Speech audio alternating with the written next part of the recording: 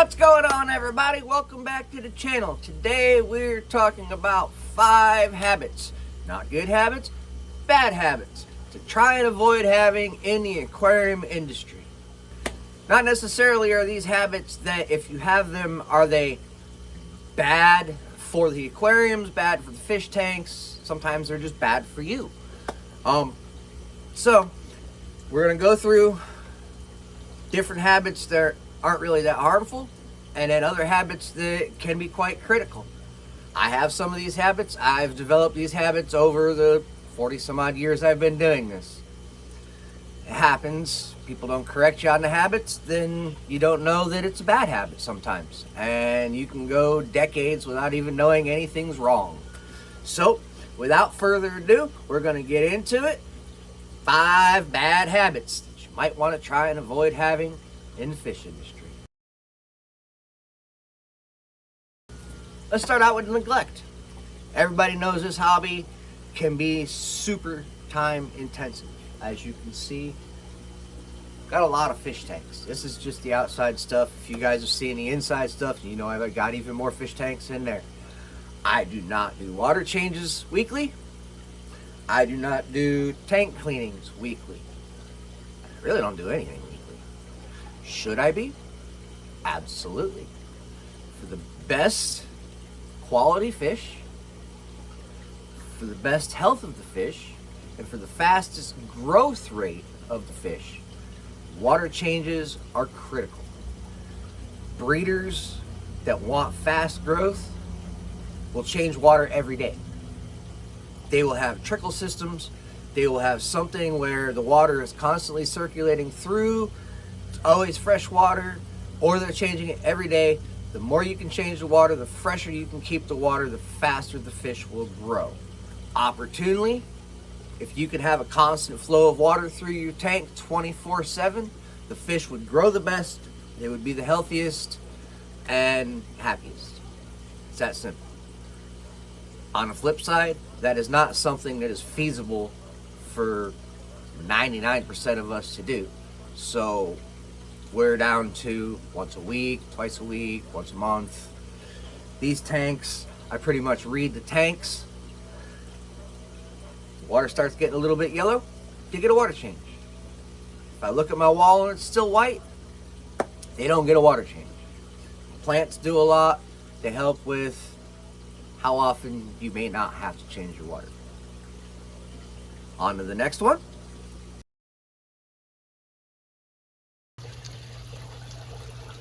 With that last comment, being in the tank so often, as a breeder, I'm always going in and moving fish around.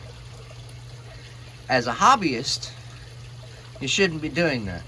You want your tanks to be stable. You want your tanks to not be messed with. You want everything to work smoothly. The more you mess with it, the more you stir things up, the less smooth it gets.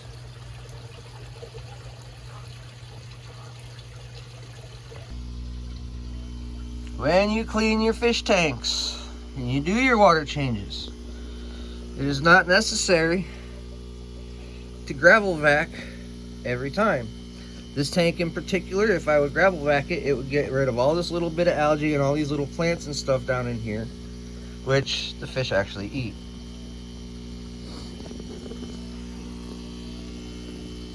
It also, by gravel vacuuming, removes a lot of the stuff in the gravel. It's kind of like extra cleaning your filter. It actually removes stuff that helps with the cycle. So you don't want to gravel vac every time you do a water change. With that being said, I personally have had a very bad habit of whenever I do water changes, I do gravel vacs, or I clean the bottoms out. These here are all pretty much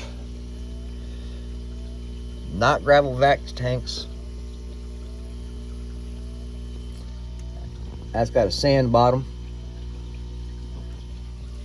sand is even harder to gravel vac because it sucks a lot of the sand up.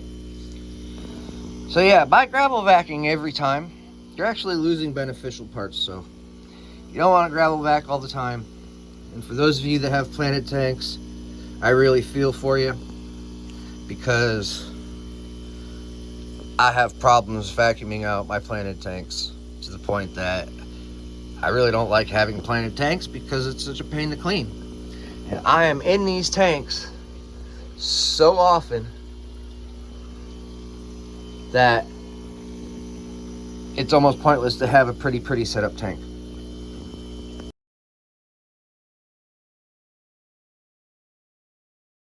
And we have a perfect example of the next one. Poor fish. Check your tanks daily. This filter is leaking through the seam, and it's not pumping like it should.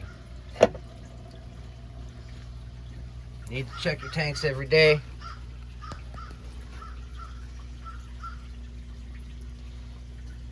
That way you can make sure everything's working like it's supposed to.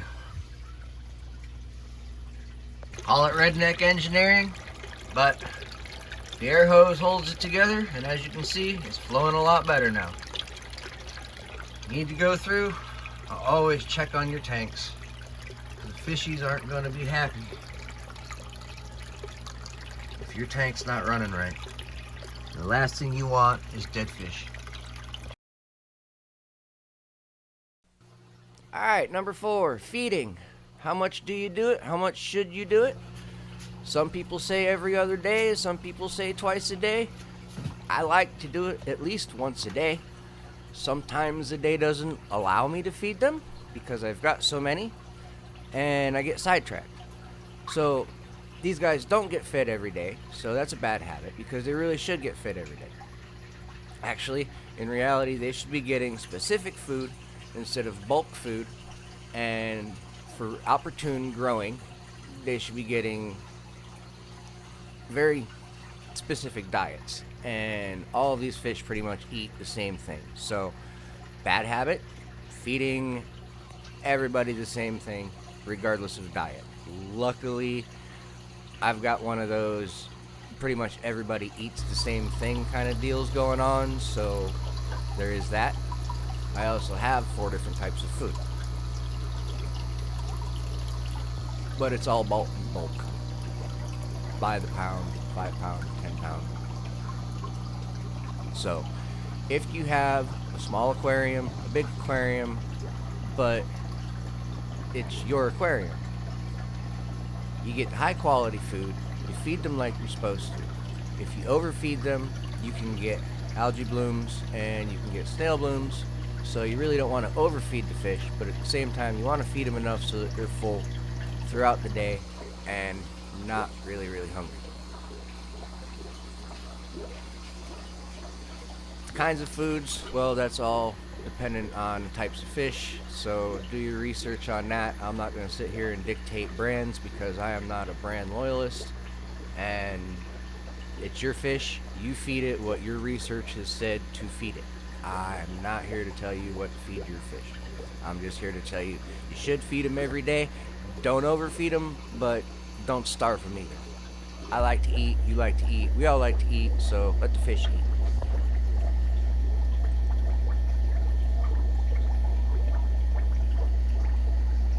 If you're running tank maintenance in your tanks, like snails and shrimp, you got to make sure to add a little bit of extra food because these little guys will graze all day long and clean and clean and clean, but they will starve if there's not food for them to get. So don't forget your little guys if you've got them in the tanks also.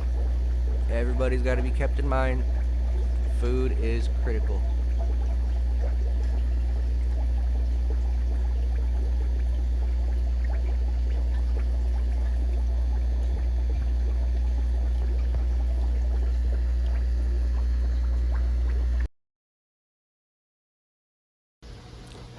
And I figured for a nice number 5 to cap this off, we'll go with bad habits of tank stocking.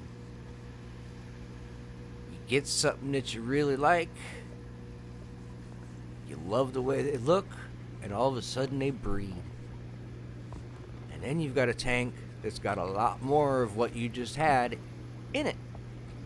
That is going to affect how the tank is balanced. That's going to affect the tank cycle. That's going to affect a lot of things. If you're looking to gain population, let them breed and be willing and ready to start pulling stuff out of the tank to keep the population under control. Cichlids, guppies, mollies, platies, these things will breed like rabbits. They're not hard to breed, and while they will eat the babies if you leave the babies in the tank, so the tank may actually maintain its own numbers and population. You could get lucky that way, free food. Or they're not going to eat the babies, and you have a well overpopulated tank. In situations like that, you need a place to get rid of the overflow. So that's where your local pet clubs and fish clubs come in, local pet stores, all that kind of stuff. You can sell these off, make a little bit of money, put it back into the aquariums, put it back into your pockets, buy yourself a lunch or something like that, whatever.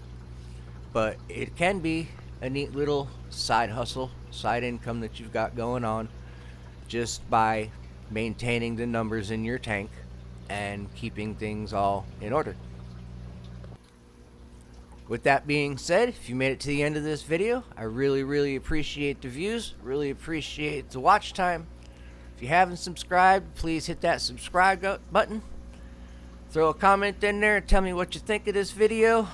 Did it help out? Did it sound good? Did you like it? I'll see y'all in the next one. Thank you.